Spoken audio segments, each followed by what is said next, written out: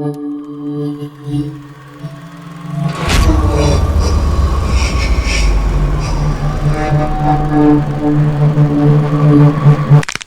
back and get comfortable. I have a few stories to share with you. A little background first. I was serving a 15-year sentence in a prison in southern Arizona.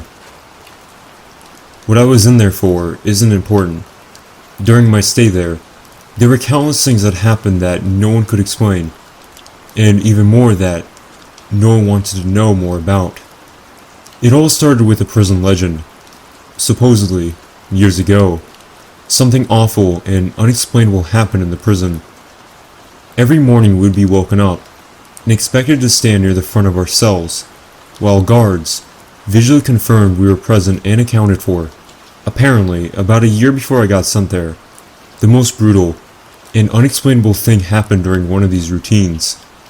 A man who had a cell to himself looked very off during this check. When a guard pulled over another guard to help him check it out, they found it wasn't actually the prisoner they were expecting at all. It was a totally different man. This man was wearing the skin of the other man over him, loosely fitting, draped over him. Apparently, looked like a real monster. The scariest things were, though, was the guy wearing the skin was not an inmate. They had no idea how he even got into the prison, let alone a cell. What's worse is they could not figure out who the hell he was. He wasn't documented anywhere. And what's worse than that? They never even found the body of the man of the skin he was wearing. Pretty grisly stuff, I know. And I realize that's not the go-to definition of a Skinwalker, but that's what the prison called him. The Skinwalker. Didn't help that the guy never talked apparently. Anyway, that's what started the whole Skinwalker superstition around the yard. Apparently, the guy got shipped to a different spot about a month after it happened, and just about everyone felt all the better for it. I heard about the story on the second day of my stay.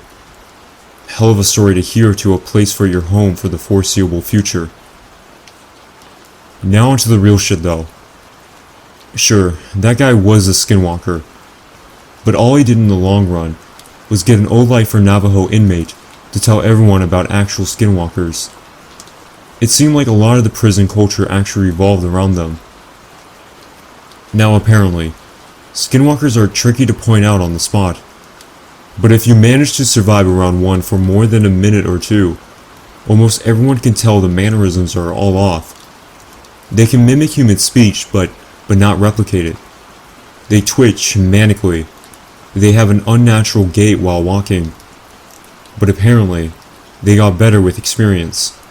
The old Navajo guy, his name was Carl, said that he was sure there was an actual one among the prisoners, slowly picking us off over the years. He called it the Grand Master Skinwalker at one point. Apparently, he thought it had human mannerisms down so well you might not even be able to tell if it was your cellmate for a day or two. It had to be good, he posited one night.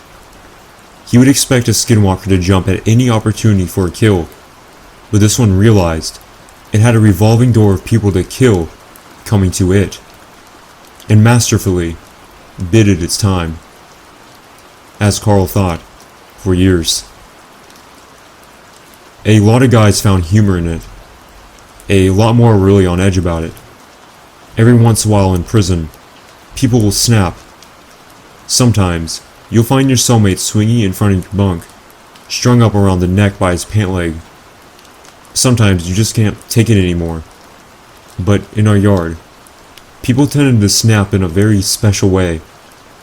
It wouldn't be an outburst at dinner, or a silent suicide in the night. Guys would just stop talking, hunch over and shuffle around. Any friendships they had would be mostly out the window. They would turn into a loner during rec time. They would let their hair hang in front of their face. No one liked to talk about it. Like if they did, it would happen to them next. I felt the same way. I didn't know if it was a Skinwalker, or just people going crazy, but I didn't want to find out. It wasn't clockwork or anything. but every time someone snapped in this way, it wasn't more than a couple weeks before they were shipped off or transferred to God knows where without anyone else knowing beforehand. Then, there were the nighttime occurrences. Short, loud bursts of sound echoed through my cell block during all hours of the night on a regular basis. It sounded like a mix between a pig's dying squeals and nails on a chalkboard. Just another thing no one liked to talk about. Even scarier were the shadows and the footsteps. The block was dimly illuminated in the night by a few lights hanging from the ceiling outside the cells. I myself saw shadows flit across my walls on regular occasion, when there were definitely no guards near my cell. One time, near the end of my sentence, I woke up, looked at my back wall, and found a perfect silhouette of a person standing there. But when I looked, my bunkmate was asleep, and no one was outside my cell. And the footsteps. Everyone hated the fucking footsteps. They were the scariest part. In the night, sometimes, more rarely than the shadows, you would hear ungodly fast footsteps. They sounded like wet feet slapping on the tile floor. Whatever caused them would fly from one end of the block to the other in a dead sprint. Whatever it was inhumanely fast.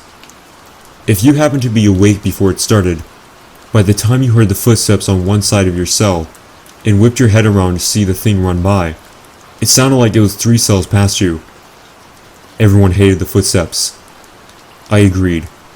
I thought they were the worst. I was released from that place about a month ago, and I have more stories than I can count. I swear, it was nearly my turn. About a week before I was discharged, my cellmate, a good friend of mine, snapped in the same kind of way. I didn't sleep for an entire week. Well, I did sleep of course, but never for more than a few minutes at a time. Never turned my back on the guy. Scariest thing?